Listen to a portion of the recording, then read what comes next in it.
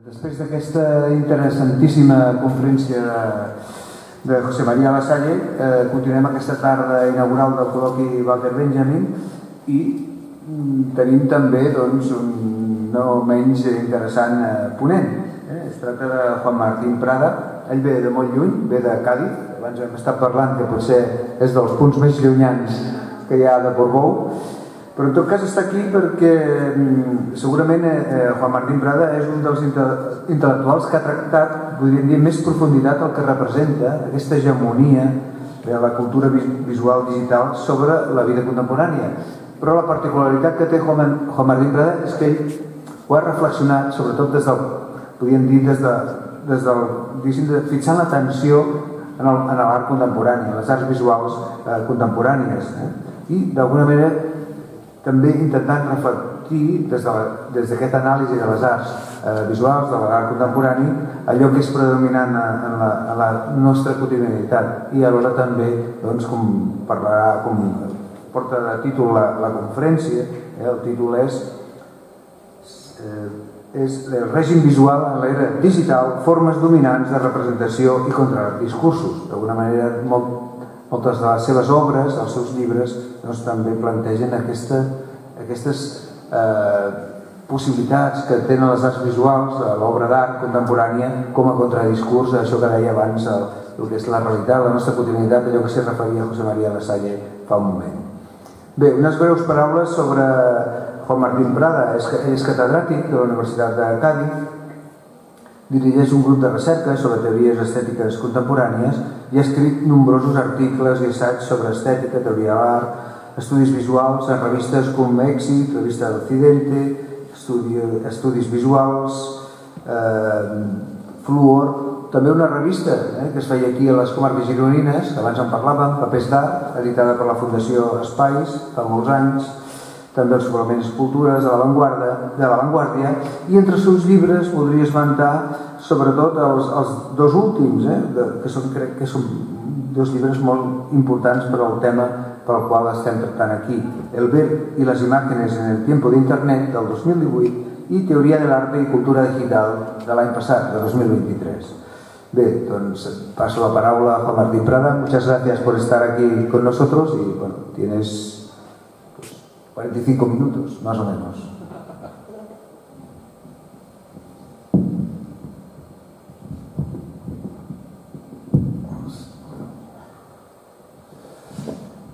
Buenas tardes. Bueno, pues muchísimas gracias por la... ¿Funciona? ¿Se me escucha? Sí. No sé si... Bueno, pues muchísimas gracias por la amable presentación, Jordi.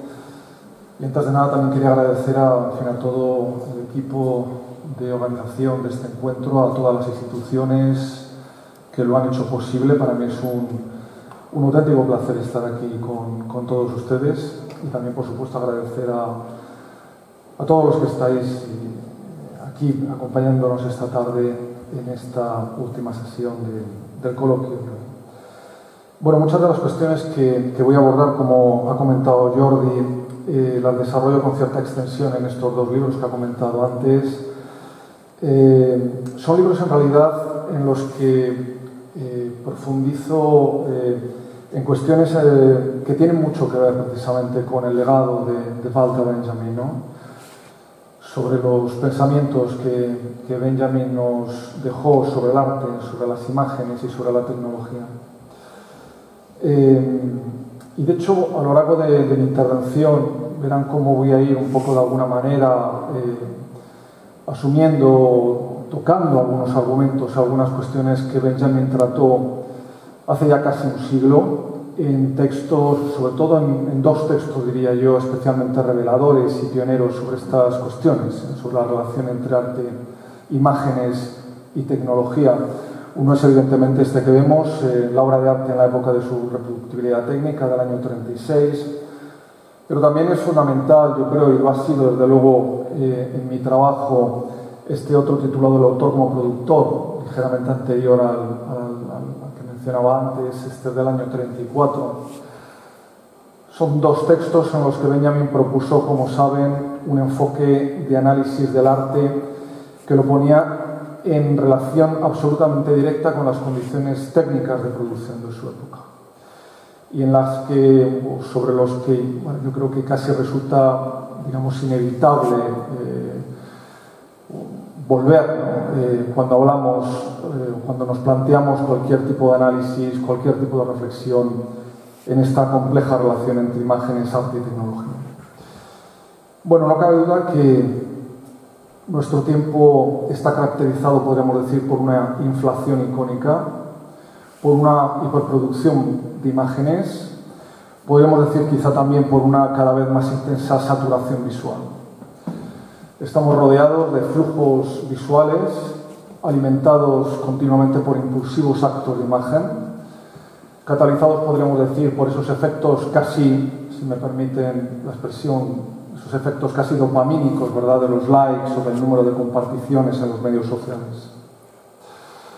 Son imágenes que circulan de pantalla en pantalla en un proceso de clonación permanente y que evidencian de alguna manera, como ya propuso, ¿verdad?, Jean Baudrillard a mediados de los años 70 del pasado siglo, algo que yo creo que se hace evidente, ¿no?, que nuestro mundo es un mundo publicitario en esencia.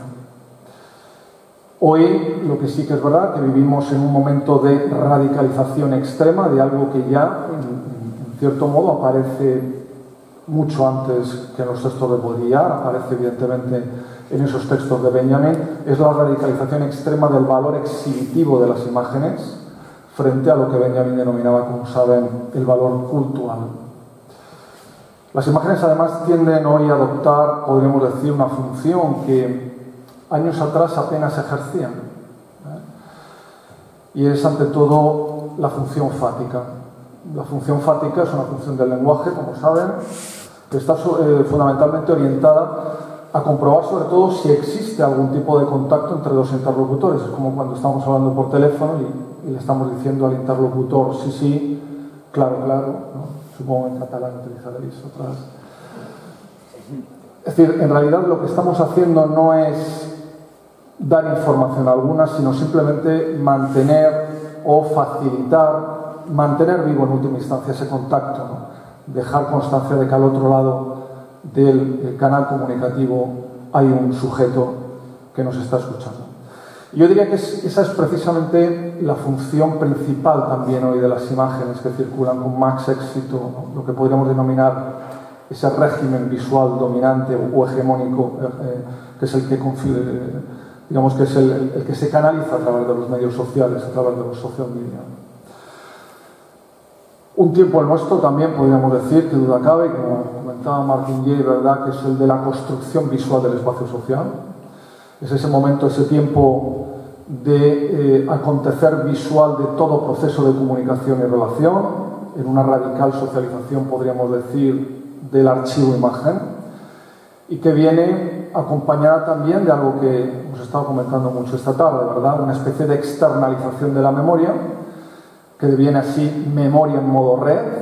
Sería esa idea de la memoria RAM frente a la memoria ROM, una memoria de funcionamiento, de operación, y con la que de alguna manera la web, el sistema red, habría devenido, y también por emplear aquí, bueno, pues un término muy benjaminiano en el fondo, pero estrictamente deleuziano, podríamos decir, una memoria share, ¿no? La red es ante todo una especie de memoria share, es ante todo una especie de memoria mutua.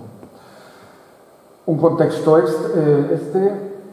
y como también decía otro de los grandes teóricos que ha teorizado sobre la imagen en los últimos tiempos, Régis Debray, ¿verdad?, en el que las imágenes ya no son presencias ni representaciones, sino que en realidad las imágenes habrían devenido fundamentalmente referentes de sí mismas, en una transformación, yo creo que vital para entender en qué consiste la cultura visual en nuestros días.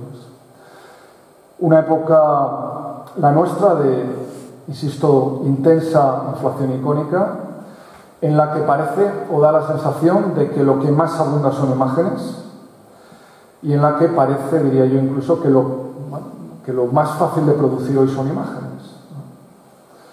Y como bien parece, pues evidenciarse en los espectaculares, podríamos decir ya, desarrollos de los modelos generativos de inteligencia artificial, con los que basta simplemente un pequeño prompt para generar una imagen de gran complejidad. Vivimos además atrapados en las pantallas, esto también se ha comentado. Llegamos un poco a situaciones, podríamos decir, casi que denotan, me da la impresión, una preocupante dependencia en imágenes como estas. Y desde luego lo que evidencian es que es fácil quedarnos atrapados en las pantallas, es fácil quedarnos atrapados en esas tierras movedizas, en esas imágenes movedizas de nuestros dispositivos móviles. Y quizá podríamos decir hoy, haciendo una pequeña arqueología de los medios, en este sentido muy benjaminiana, o de una metodología que me gustaría pensar que tiene algo que ver con Benjamin, que las pantallas de nuestros dispositivos digitales vendrían a ser un poco como las nuevas gorgonas, esos monstruos, recordarán, de la mitología griega antigua, y cuyo poder era tan grande que cualquiera que las mirase a los ojos quedaba petrificado. Este era el gran poder de las gorgonas. Y de hecho son muchísimas las alusiones, ¿verdad?, a esta cuestión del quedarnos absorbidos por estos dispositivos, sobre esta especie de peculiar pignolepsia. Yo creo que con este término de pignolepsia de alguna manera podríamos describir un poco ese estado, ¿no?, que comentaba también Lassalle, ¿no?, la idea de que nos quedamos, de que el tiempo pasa, ¿no?, sin darnos cuenta, ¿no?, esa especie como de estado hipnótico en el que de alguna manera también nuestros rostros quedan bañados por esa mágica y casi, insisto, hipnótica luz de las pantallas de nuestros dispositivos portátiles. Imágenes estas del fotógrafo Evan Baden, que quizá yo creo que también nos invitarían un poco a traer a colación, si me lo permiten, algunos conceptos antiguos, algunos conceptos de hecho muy antiguos, de la estética medieval, que sin embargo a mí me parece que pueden resultarnos muy útiles también para pensar, para reflexionar sobre la imagen en la era digital. Uno de ellos que quería traer es este concepto, el de imagen vidriera, el de la imagen iluminadora, que, insisto, proviene de la estética medieval. Y de hecho creo que no sería descabellado buscar o tratar de buscar también ciertas concomitancias entre las pantallas entre las pantallas y esa estética del resplandor, ¿verdad?, de la que hablaba, por ejemplo, San Isidoro. Ese modelo emanantista de la luz basado en la claritas y sobre el que también, recordarán, escribió bellísimas páginas Basilio de Cesarea. Por otra parte, no son escasos tampoco, yo creo, los paralelismos que podríamos establecer entre las ciudades finales del siglo XIX, esa que estudió tanto y de manera tan intensa Walter Benjamin, sobre todo en sus escritos sobre el París del XIX y sobre todo en sus escritos sobre Baudelaire, para de alguna manera también relacionar o buscar algún tipo de símil, ¿no?, entre lo que sería Internet y la ciudad del XIX, de finales del XIX, ¿no? Internet entendida como una nueva ciudad por la que deambular, como esa nueva ciudad por la que transitar. Y de hecho me da la impresión que esa adicción que sentimos a participar en ese mar de interacciones comunicativas que nos ofrece la multitud conectada, yo creo que probablemente tiene mucho que ver también con ese mismo placer que señalara el pintor Guise y que tanto citara Baudelaire y que leemos precisamente en los labios, en los párrafos de Benjamin, ¿no?, cuando Baudelaire, citando a Guise, y además, repito, viéndolo citado por Walter Benjamin, decía aquello de que todo hombre que se aburre dentro de la multitud es un necio. Y desde luego es imposible, yo creo, que, bueno, desde luego otra cosa no, pero aburrirnos en la multitud conectada es imposible. Lo que sí que está claro, y esto antes también se comentaba, que puede que sea imposible concentrarnos en algo. Nuestro tiempo es un tiempo, por supuesto, de mirada dispersa. Es un tiempo de mirada sometida a miles de estímulos fuertemente atractores y siempre muy intensamente dinamogénicos, podríamos decir. Una imagen, la del estar inmerso en la multitud, tematizada también, por supuesto, por muchos artistas actuales, como vemos quizá en esta obra de Christopher Baker, ¿verdad? Y que siempre me recuerda a esta otra frase de Benjamin en sus notas sobre Baudelaire, ¿no? Cuando dice Baudelaire, nos habla así del hombre que se sumerge en una multitud como en una reserva de energía eléctrica.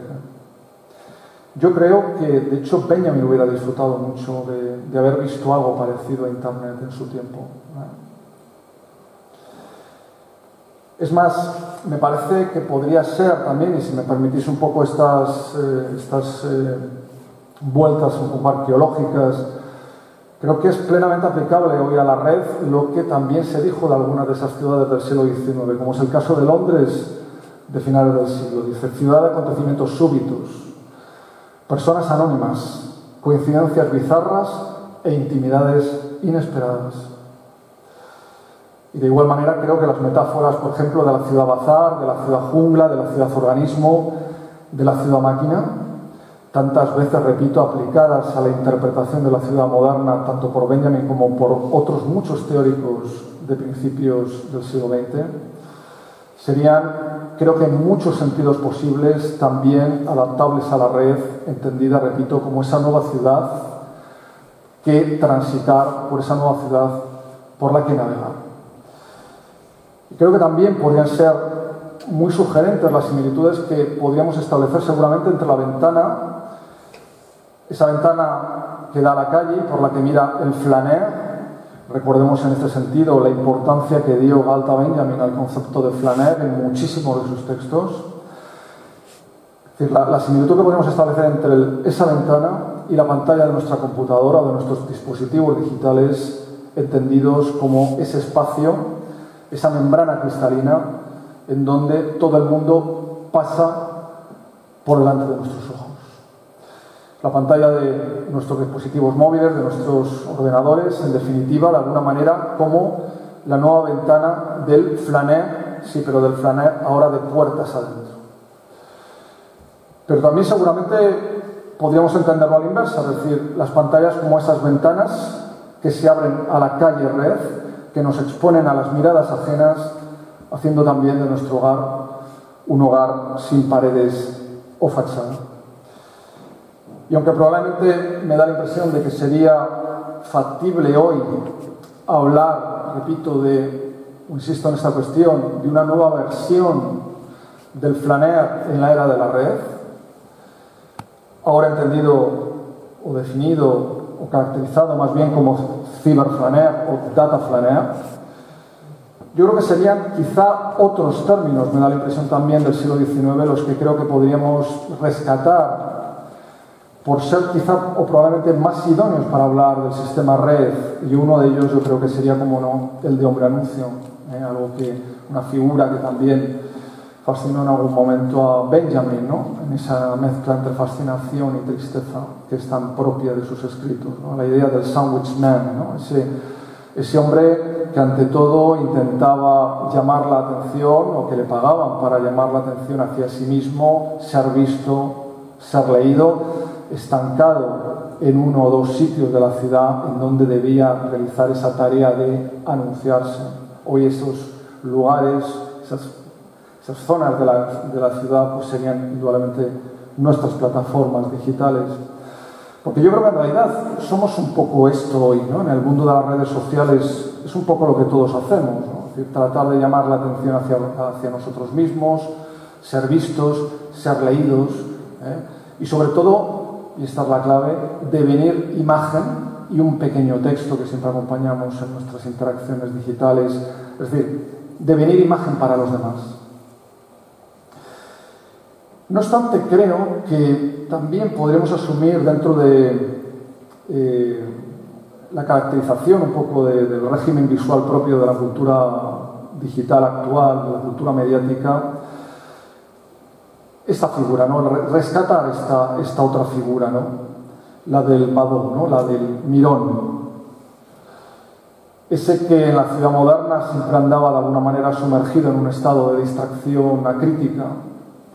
Ese que de alguna manera estaba siempre entregado a una mirada compulsiva, a una mirada consumista, ¿no? perplejo ante los escaparates de las galerías, ¿no? Y de los pasajes de las grandes ciudades europeas, anodado por la infinidad de estímulos visuales que de alguna manera, en los que simplemente buscaba entretenerse, necesitado ansiosamente de novedad. El concepto, evidentemente, de novedad es también, como saben, absolutamente fundamental en el pensamiento benjaminiano. Y frente al ciberflaner, que de alguna manera trataría de mantener un cierto distanciamiento crítico, que trataría de mantener siempre un cierto distanciamiento reflexivo, ¿no?, frente a lo que aparece en las pantallas. Es verdad que la navegación online para el Padó digital apenas tendría seguramente más finalidad que, bueno, pues la de escapar del aburrimiento, canalizar de alguna manera nuestra ansiedad por nuevos materiales virales online, canalizar o satisfacer nuestra necesidad de una fuerte estimulación visual, de una intensa estimulación visual, y siempre necesitados de una interacción permanente con otros iguales, pero, y esto es quizá lo más fundamental o lo más importante, siempre una interacción en nuestros mismos términos. Por otra parte, es evidente, creo, que la cultura visual digital está caracterizada por una estetización que en términos de Jean-François Lyotard podríamos caracterizar o definir como una estetización generalizada y difusa.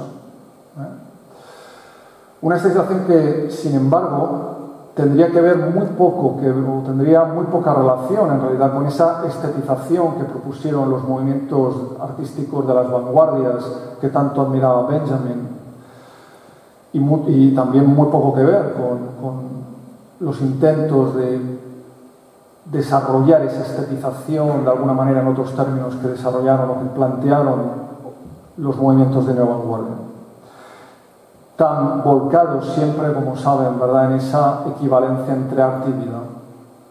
Una estetización que de alguna manera tenía que ser a la luz del arte. Esto es lo que Benjamin en sus textos denota, ¿no? Es decir, esa admiración por el surrealismo, esa admiración por el dadaísmo, es una admiración sobre todo por esos movimientos artísticos que intentaron desarrollar una estetización del mundo a la luz del arte. Algo, sin embargo, que digo, no es lo que vemos hoy, ¿no? Estamos en un mundo muy estetizado, pero esa estetización efectivamente no es a la luz del arte, es la estetización que vivimos en este nuevo ecosistema mediático. Es una estetización excesivamente condicionada por las lógicas de consumo. Es una estetización excesivamente parasitada por las lógicas del capital y además casi siempre subordinada a esta. Un mundo de imágenes, un mundo imagen, yo creo. El nuestro es un mundo imagen en el que estamos inmersos y al que, por cierto, yo creo que también le vendría muy bien, me da la impresión, la denominación de mundo de imágenes sin imaginación. Un término que no lo utiliza Benjamin, que yo extraigo, de hecho, de alguno de los textos de Claude Lanzmann, que él, de hecho, utiliza para referirse a cuestiones completamente distintas a las que estamos tratando esta tarde, pero que, en cierta manera, yo creo que nos pueden ayudar también un poquito a describir el tipo de imagen que forma parte de ese régimen visual dominante que habita en la cultura mediática actual, ¿no? Las imágenes sin imaginación serían esas imágenes que petrifican el pensamiento y que aniquilan todo poder de evocación. Por otra parte, el motor de toda esta puesta en circulación de imágenes en el entorno de las redes, en realidad tiene que ver, yo creo, con una necesidad antropológica muy profunda y de la que quizá no éramos conscientes hasta bien entrado el siglo XXI. Y es esa necesidad antropológica de compartir nuestros momentos de goce, nuestros momentos o nuestros instantes, digamos, felices. Y de hecho, es como si hoy nada, entiéndase un viaje, entiéndase un lugar maravilloso a la vista de una gran ciudad, es como si nada de eso valiese hoy la pena, ¿verdad?, si no se comparte como imagen con alguien, si de alguna manera eso no deviene fotografía, si eso no deviene imagen compartida. Y es curioso recordar en este sentido que el arte contemporáneo, y sobre todo el arte conceptual, y específicamente lo que sería el llamado fotoconceptualismo, se hizo una pregunta que yo creo que tiene mucho que ver con todo esto y que hoy sin duda vuelve con fuerza. Es esa pregunta que podemos seguramente concretar en ¿es posible, o hasta qué punto es posible compartir la realidad con alguien a través de imágenes? ¿Hasta qué punto es posible la identidad de vivencias, la identidad de experiencias a través de las imágenes? Algo de Benjamin también hay, yo creo, en esa cuestión. Lo que está claro es que hoy, insisto, no hay momento sin imagen, no hay vivencia sin fotografía. En una radical socialización del archivo fotográfico, en un proceso, repito, como decía antes, de externalización de la memoria que deviene memoria en modo red y con la que la imagen habría devenido fundamentalmente, dentro o haciendo uso de esa función fática a la que antes me refería también, una interfaz.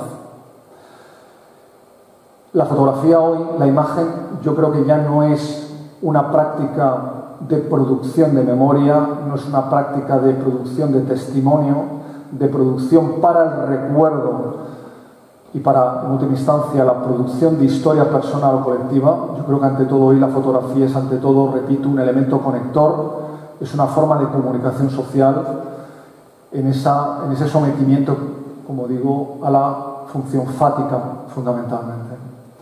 Y de ahí que las imágenes que circulan por la red sean siempre, evidentemente, eso también antes se comentaba, imágenes siempre en clave de presente.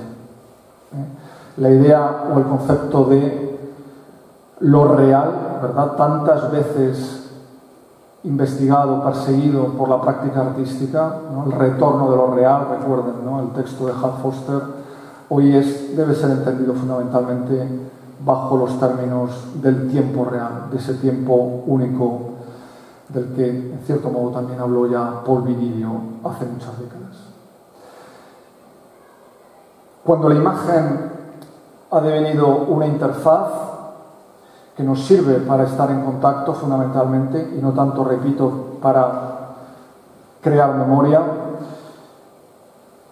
esto implica que el valor de las imágenes radique a partir de ahora sobre todo en su capacidad de interconectar sujetos. Es decir, que hoy el valor de las imágenes, más que como representaciones, como contenedores de pasado, tienen que ver sobre todo con sus cualidades intersubjetivas.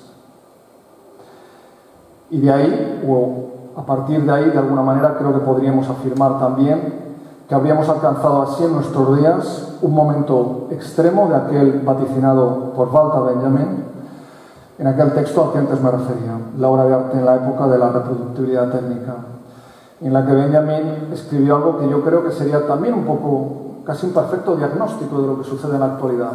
La humanidad, que fue una vez, nos dice Benjamin en Homero, un objeto de contemplación para los dioses olímpicos, se ha vuelto ahora objeto de contemplación para sí misma.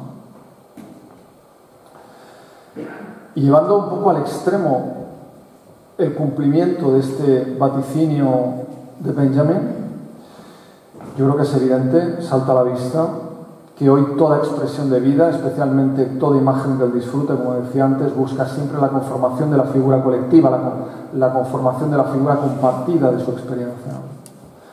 En todo caso, es verdad que son imágenes las que circulan por la red, que, como decía Pierre Bourdieu, aunque no se refería evidentemente al ámbito de Internet, pero sí a esas fotografías caseras que todos hacíamos con las primeras cámaras Polaroid, ¿no?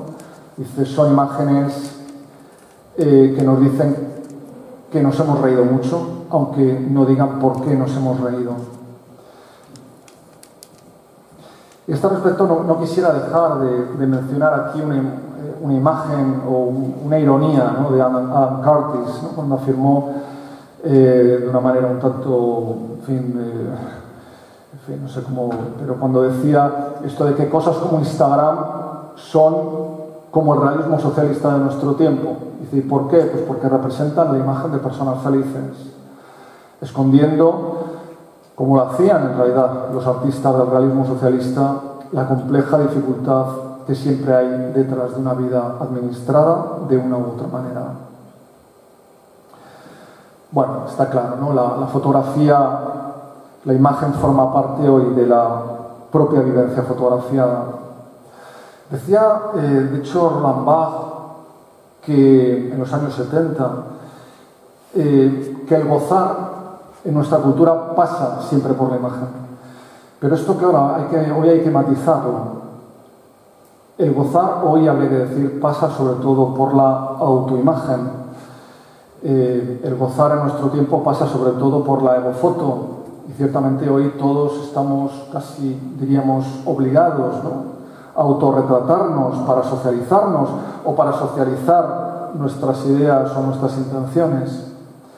Abriéndose así, yo creo que una muy interesante vía de investigación antropológica y también, por supuesto, en el ámbito de la creación artística actual, en torno precisamente a este análisis etnográfico de las representaciones y de las formas de la autoproyección personal, ¿no?, lo que Goffman denominaba como la presentación de la persona en el espacio social.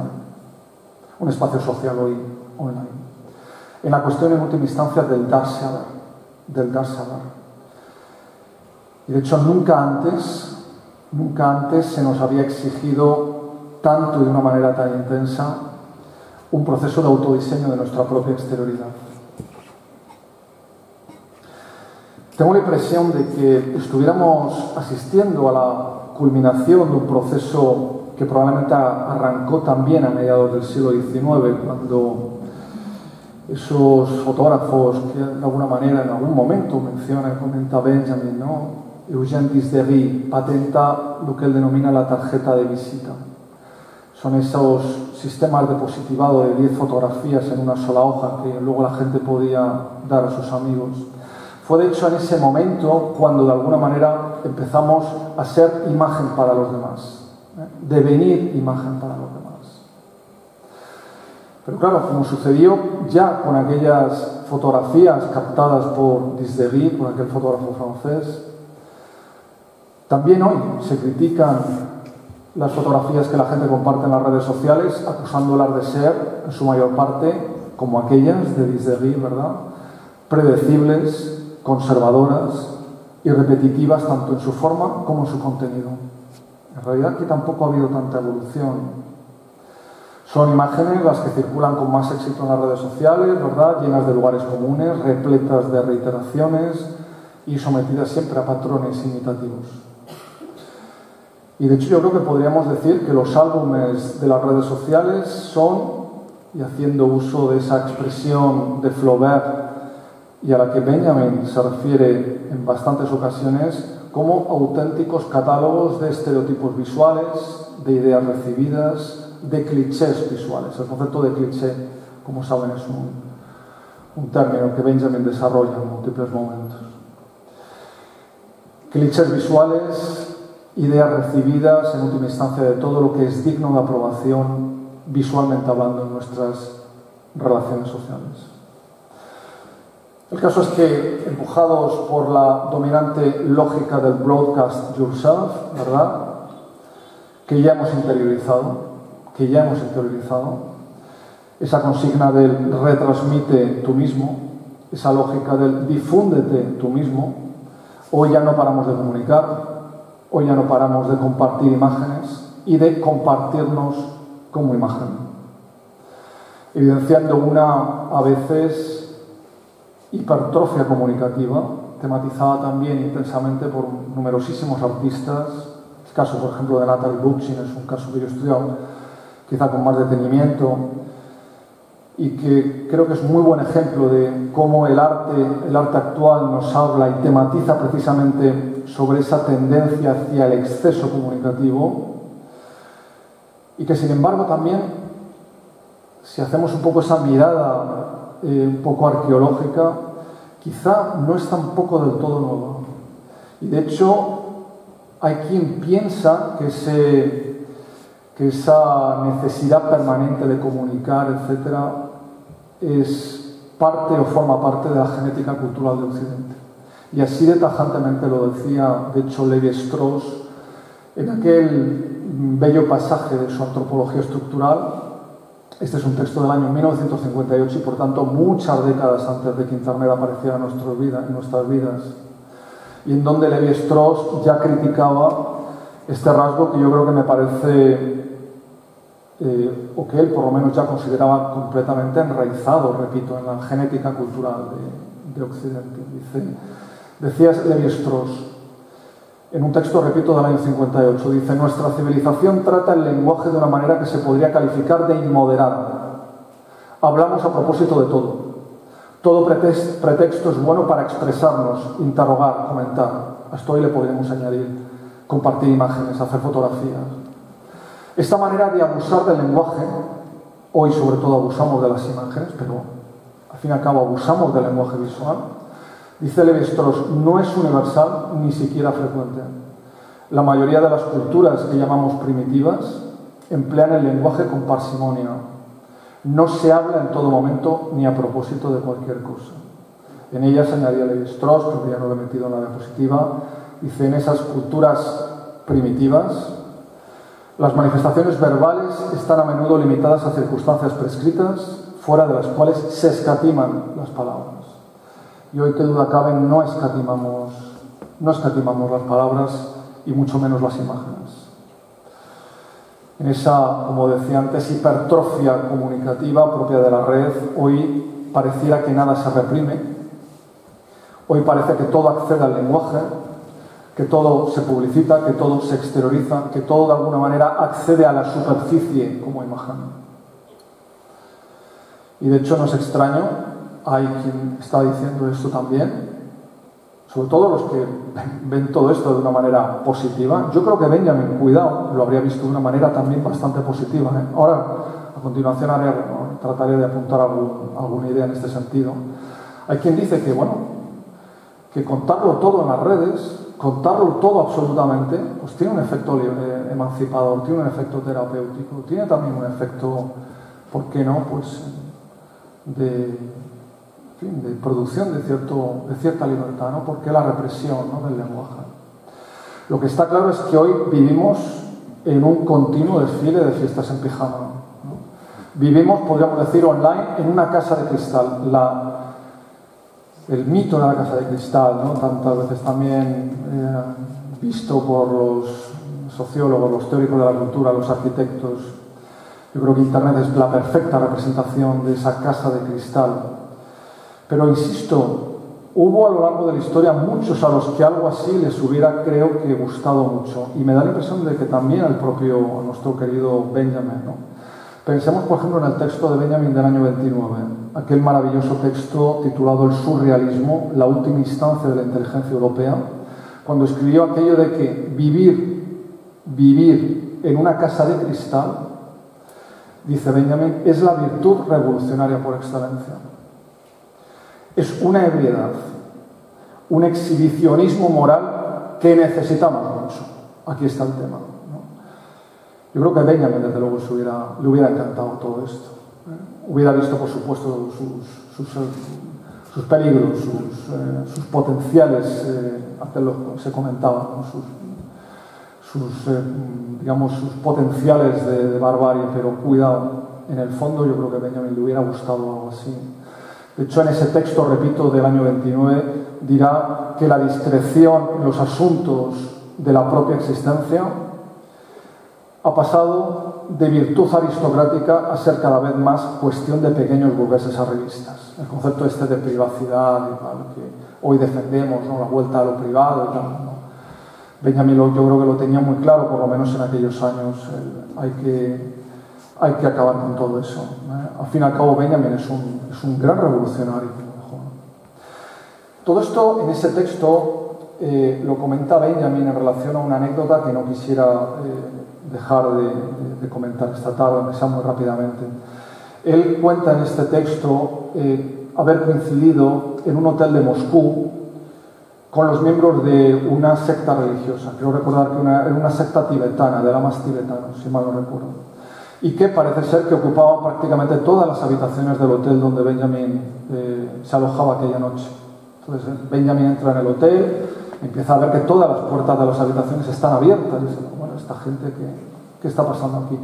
Y es que lo que le dicen, no, es que hay una especie como de encuentro, de, no sé si coloquio, simposio, lo que fuera, de miembros de una secta religiosa. Esto se lo aclara, parece ser la persona que está allí en recepción. Dice que han hecho el voto de no vivir nunca, de no morar en espacios cerrados. Siempre tienen que tener una puerta abierta, porque en realidad no hay nada que ocultar, no hay nada que ocultar. Y por eso Benjamin lo apunta, ¿no? Dice, las puertas de sus habitaciones permanecían continuamente abiertas. Y seguramente, repito, a nosotros nos sucede un poco hoy lo mismo. Hemos decidido, para bien o para mal, podemos ver de muchas maneras, pero hemos decidido de alguna manera, haciendo uso de las plataformas digitales y tal, habitar en una casa de cristal con puertas siempre semientornadas. Un tiempo, hoy, y por hablar también, por supuesto, de los riesgos, a los que yo creo que Benjamin también, repito, pondría su acento, qué duda cabe, ¿no? Es verdad, hoy en ese espacio también seguramente nos pasaría o nos pasa algo parecido a lo que decía el rey Egisto, aquel protagonista de la obra teatral Las Moscas de Sartre, que seguramente muchos conozcáis. Cuando dice el rey Egisto en un momento, dice, he llegado a verme a mí mismo solo como me ven ellos. Es verdad, esto nos puede estar pasando hoy, ¿no? Pero bueno, lo que está claro es que somos mirados en un mundo mirado. Somos mirados en un mundo mirado. Y hoy parece que estamos, en cierta manera, o repito, para bien o para mal, continuamente necesitados de ver nuestra propia imagen reflejada en selfies, en autograbaciones de diverso tipo, sometidos siempre a la mirada mediatizada de las pantallas o al filtro atenuante de las pantallas. Un continuo darnos a ver que implicaría, en cierto modo, y aquí yo siempre que hablo de estos temas me gusta irme por otro territorio teórico, ¿no? Que es el de la terminología sartreana, ¿no? Es eso que denomina Sartre el surgimiento de una relación extática del ser. Pensemos en otro texto, en otro de los textos de Sartre, titulado El ser y la nada, del año 1943. Páginas en donde Sartre afirma algo que de hecho además fue fundamental en Lacan. Yo creo que no se puede entender la fenomenología de la vergüenza, la teoría de la vergüenza de Lacan, ¿no? sin remitirnos de alguna manera al texto de la fenomenología de la mirada de Sartre, ¿no? Dice allí Sartre que somos seres mirados, que ser es ante todo ser visto. Somos seres mirados, dice Sartre. Esta conciencia del ser visto, esta conciencia del estar en visión, fue explicada, yo creo que también bellamente, por Sartre en una anécdota que tampoco quisiera dejar de comentar hoy, ¿no? Es esa imagen de alguien que está mirando furtivamente por una cerradura, disfrutando de lo que ve, ¿no? Absorto en el acto de ver, nos dice Sartre. Esta persona, sin embargo, al escuchar los pasos de alguien que se acerca por el pasillo, al ser sorprendido, se ve forzado a tomar conciencia de sí mismo como espectáculo, a darse cuenta de algo que es en realidad lo que tenemos nosotros que darnos cuenta también, ¿no? De que existimos para el otro, de que estamos también bajo el campo de visión de otro. Una escena que en el ámbito de la fenomenología sartreana ejemplifica simplemente, o sirve para ejemplificar simplemente que somos siempre seres mirados, seres en medio del mundo para el otro, ¿no? Que frente a todas esas ontologías de la conciencia y tal, Sartre entra con su fenomenología del ser mirado. Somos ante todo seres mirados. Y esto es lo que en última instancia nos define, dice él. Bueno. Sea como fuere, me da la impresión también de que podríamos, en ese juego de metáforas al que también Benjamin está dado, ¿no? Crear asociaciones, ¿no? Yo pienso que ese ojo de cerradura, yo creo que es fácilmente llevable o comparable, ¿verdad? O asimilable a las pantallas de nuestros dispositivos digitales, hay muchos puntos en común, ¿no? Yo creo que hay uno que aquí poéticamente en esta obra de Helmut Newton se ve muy bellamente, ¿no? Es que es por esos ojos de cerradura no solo vemos al otro, a los otros, sino que también esos ojos de cerradura nos iluminan nuestra mirada, ¿no? Como veíamos un poquito también en esas imágenes de personas, de rostros bañados por esta luz fría de las pantallas en la serie del fotógrafo Evan Baden. En definitiva, y volviendo un poco a nuestro tiempo post-internet, a este mundo de presencias excesivas de las imágenes y que además se expande inevitablemente a cada instante,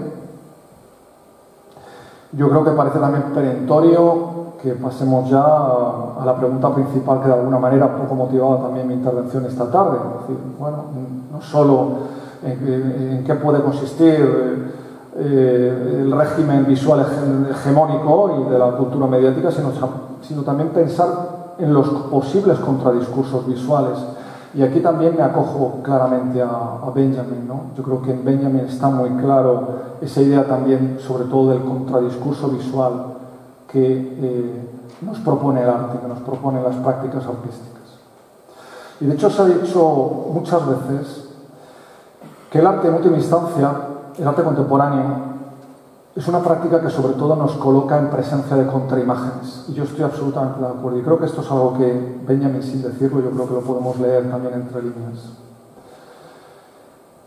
De hecho, es más, diría que una de las grandes cuestiones de la creación artística actual es hasta qué punto el arte hoy es un depositario distinto de imágenes. O cómo, de alguna manera, el arte puede ser capaz, efectivamente, ¿no?, de generar un contradiscurso visual, de protagonizar, de representar un auténtico contradiscurso visual frente a todo esto que hemos estado comentando.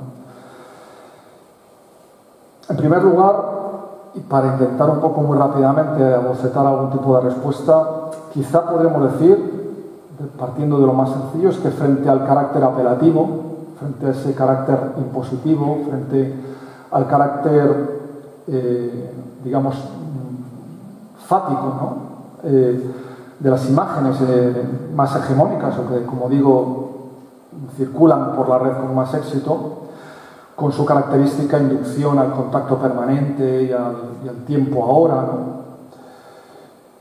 La obra de arte o la imagen arte, si podemos o me permiten un poco utilizar este término de imagen arte, yo creo que sería ante todo una forma de comunicación que exige una mirada a otra.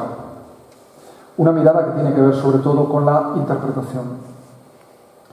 Y de hecho yo creo que es esa exigencia de interpretación donde residiría, me da la impresión, seguramente el más importante potencial de las prácticas artísticas para esa no colaboración con los procesos de producción de sentido o de estetización, tal y como son de alguna manera desarrollados por las industrias del entretenimiento, por las nuevas llamadas industrias de la conciencia, las industrias de la distracción, las industrias de la subjetividad.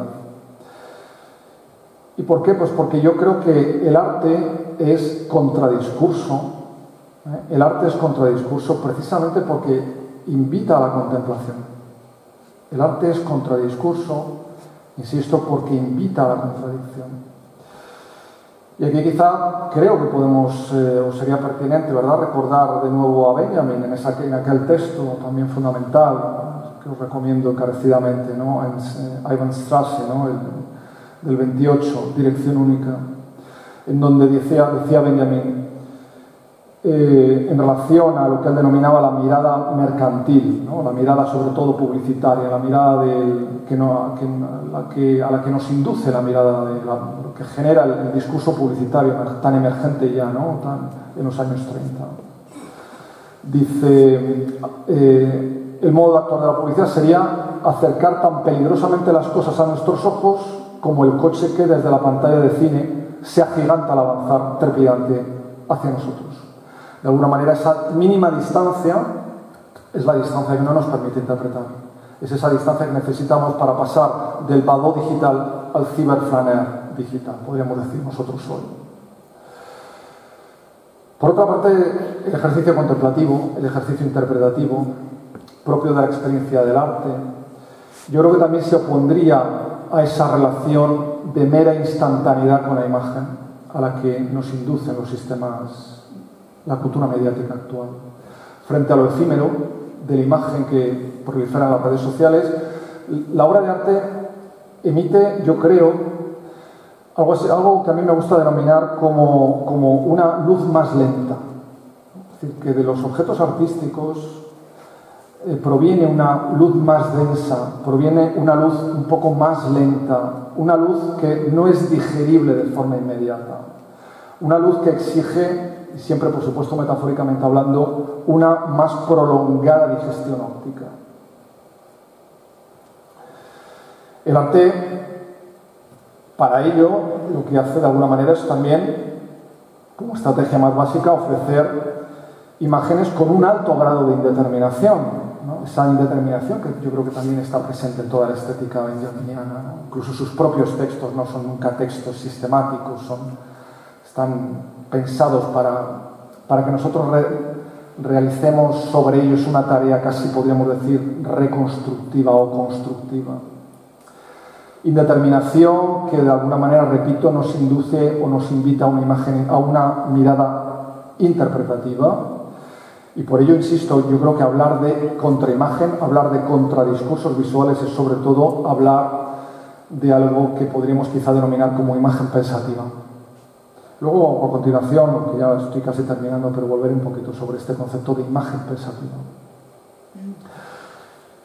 Porque frente a ese carácter franco o ese carácter enfático de la imagen comercial, de la imagen televisiva, que se nos echa encima, como decía Benjamin, y que nos quede la posibilidad de echarnos para atrás y mantener una distancia, la imagen que circula exitosamente en la cultura mediática es una mirada o es una imagen que de alguna manera se opone a lo que creo que podemos denominar como arte hoy, como imagen arte. Una imagen que de alguna manera trata de sumergir la mirada del espectador en un tejido denso, en un tejido enigmático, plagado, como digo, de lugares de indeterminación que de alguna manera pues, el espectador tiene que tratar de concretar.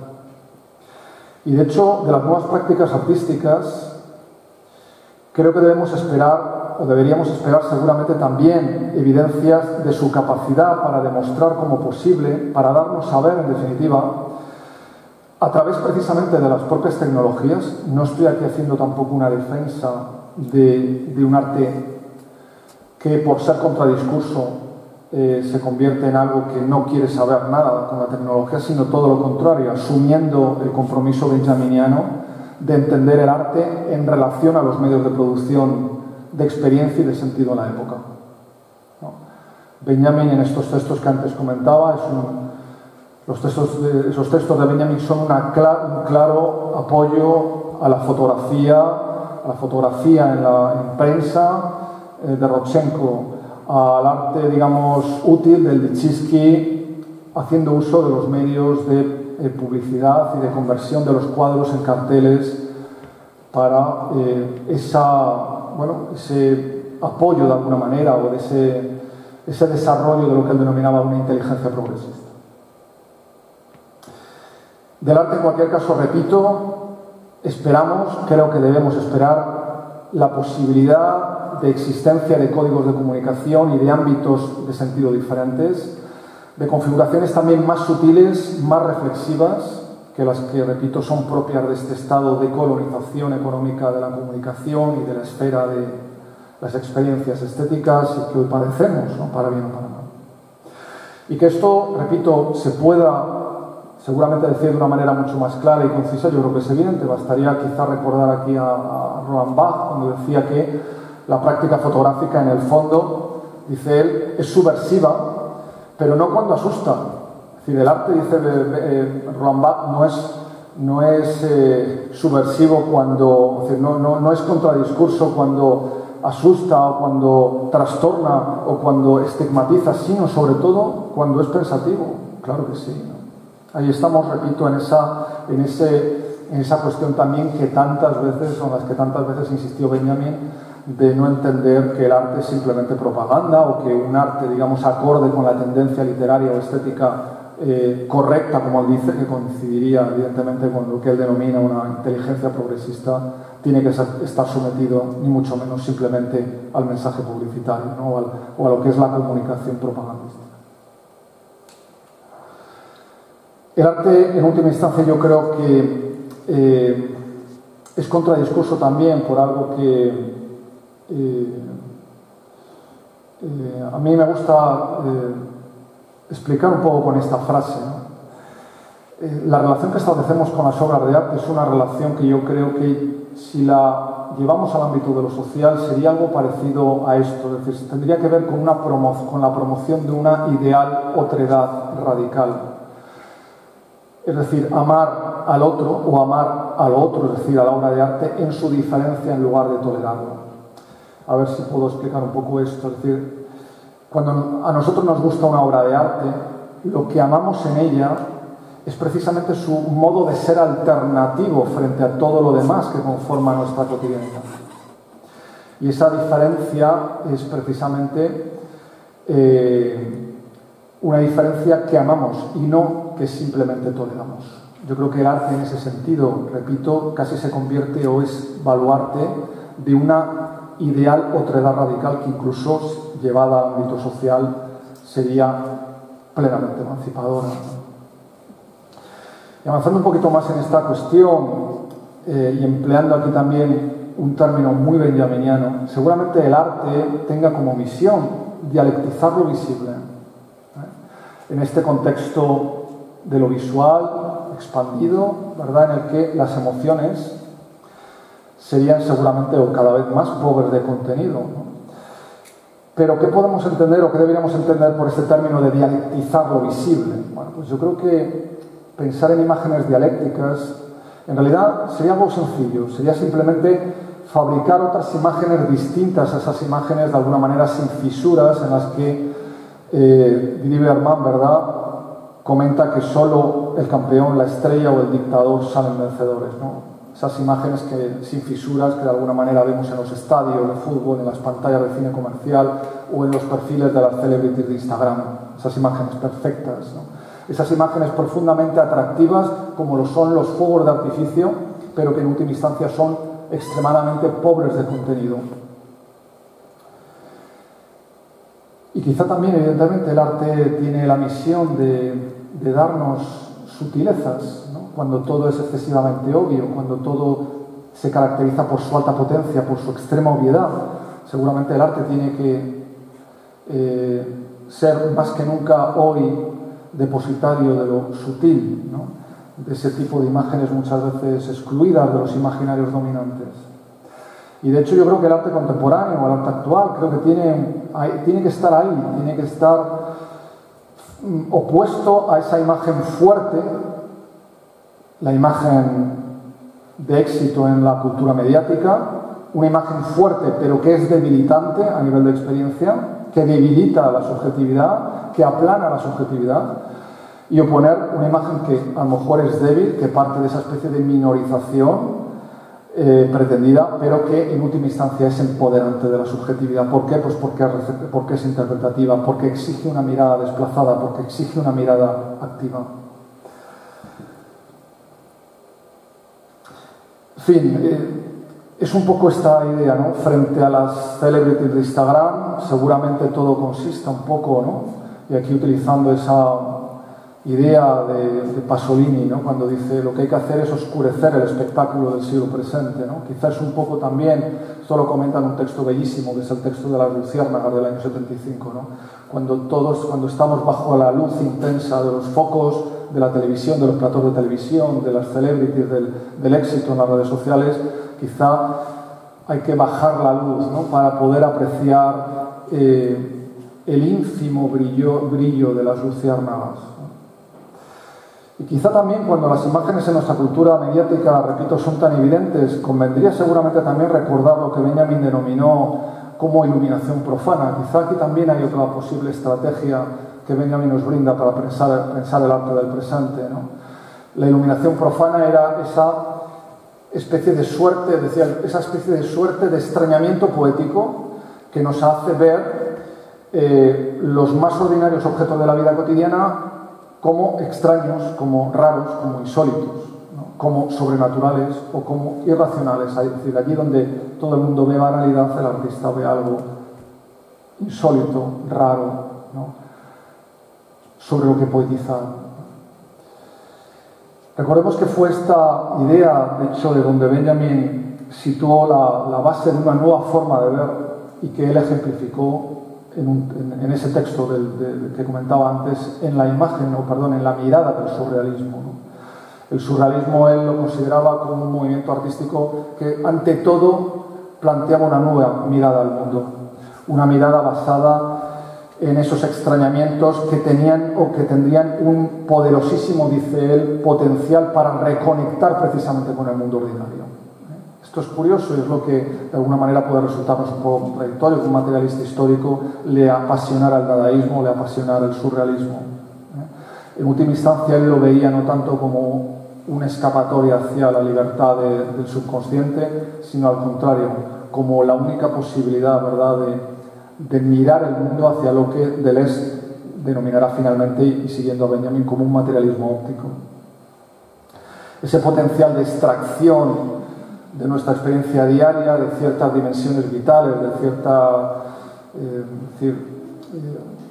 podríamos casi decir, una especie de destilación, ¿no?, que yo creo, insisto, podría ser una de las funciones más importantes del arte hoy, entendido como esa práctica, repito, de producción de alguna manera antagónica frente a la obviedad y frente a la falta de contenido de las imágenes que circulan con más éxito en la cultura visual mediática. Pues no quiero abusar mucho más de vuestra paciencia, así que si os parece lo dejamos ahí. Muchas gracias.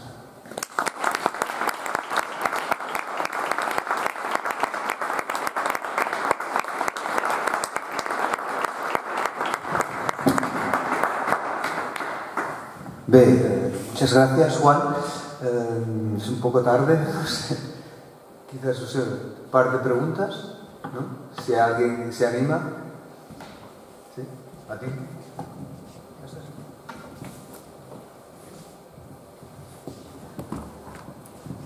Bueno, gracias. Yo no te voy a hablar de fotografía de arte, sino la fotografía relacionada con la memoria, ¿no?, que es el objeto del coloquio, y que, sinceramente, a pesar de todos los apocalipsis que somos conscientes, ¿no?, de que son reales, pues afortunadamente están circulando por cuentas especializadas de redes sociales o por museos virtuales como el MUME o páginas web absolutamente acreditadas, iniciativas de la agencia EFE, etc., ¿no? Entonces, lo que estamos viendo es que por un lado tienen esa función de testimonio del momento de la salida del exilio o del patio de una cárcel, etcétera, ¿no?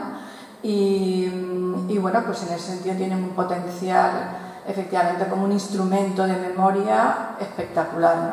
Pero por otro también, y voy un poco a lo que un poco has hablado, hay algunas que circulan que vienen a banalizar la época, ¿no? Por ejemplo, sobre todo en el caso de fotografías de mujeres, ¿no? Aparecen muchas imágenes de aquel momento en las que aparecen mujeres en las cárceles monísimas, bien peinadas, con unos vestidos ideales, con una luz solar que les entra por el patio de la cárcel, etcétera.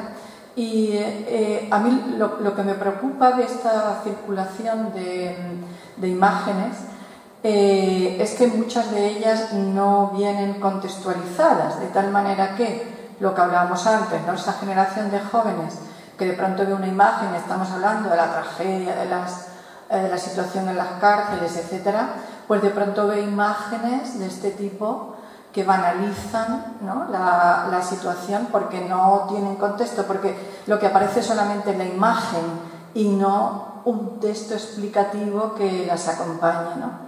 Entonces quería comentarte eso, a ver qué opinabas, ¿no? ¿Qué va a quedar de todas estas imágenes, pero que son arte, que no es de un espontáneo o no tienen un uso político o testimonial como tenían estas de memoria, ¿no? ¿Qué va a quedar de ellas sin contexto?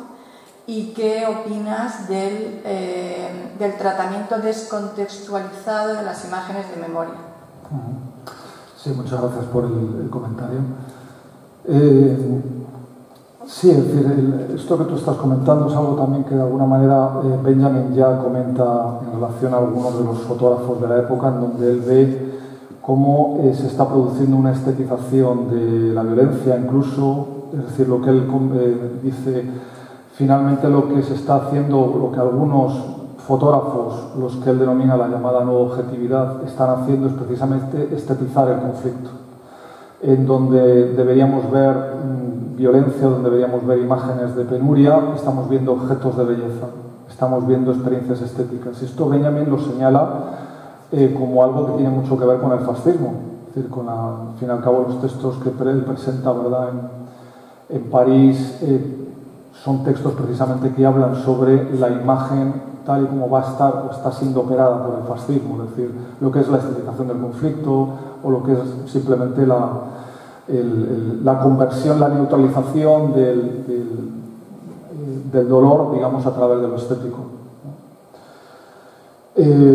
Esto por un lado, ¿no? Es decir, que simplemente como puntualización de algo que de alguna manera también nos puede retrotraer y que yo creo que sigue siendo un poco algo con lo que podemos entender, yo creo, o aplicar como criterio también para la comprensión de una parte importante de lo que es hoy la creación artística, ¿no? Hasta qué punto no es sino una estetización de cosas que de alguna manera deberían provocarnos simplemente horror, ¿no?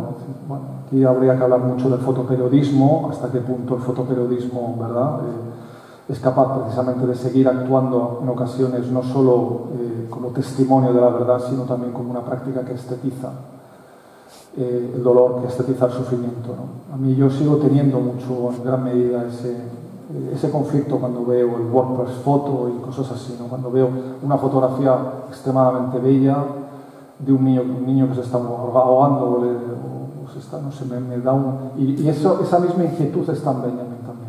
Es decir, yo creo que ahí también Benjamin nos da claves también de análisis para muchas de las cosas que todavía me da la impresión en la cultura actual no hemos llegado a comprender completamente.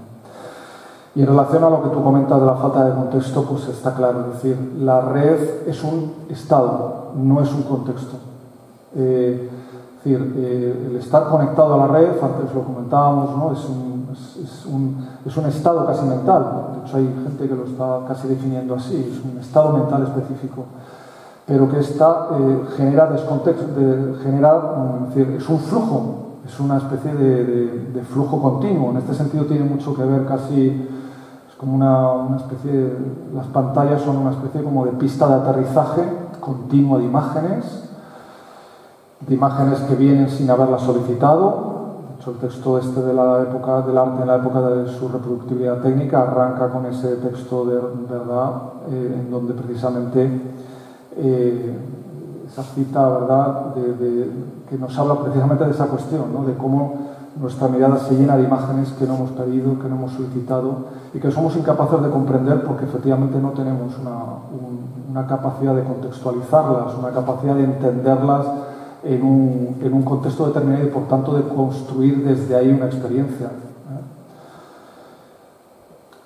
Seguramente, claro, yo en este sentido estoy, claro, plenamente de acuerdo con lo que antes comentaba José María. Es una cuestión también de educación, es decir, es una cuestión no solo de generar distancia frente a las imágenes, ahí estaríamos un poco dentro del diagnóstico benjaminiano, sino sobre todo de ser capaces de leer las imágenes dentro de contextos, digamos, de ámbitos de sentido y de significación que de alguna manera, repito, permitan que esas imágenes se conviertan no solo en impactos o en impresiones sobre nuestra mente y sobre nuestros ojos, sino en motivos de experiencia, en motivos de alguna manera de reflexión.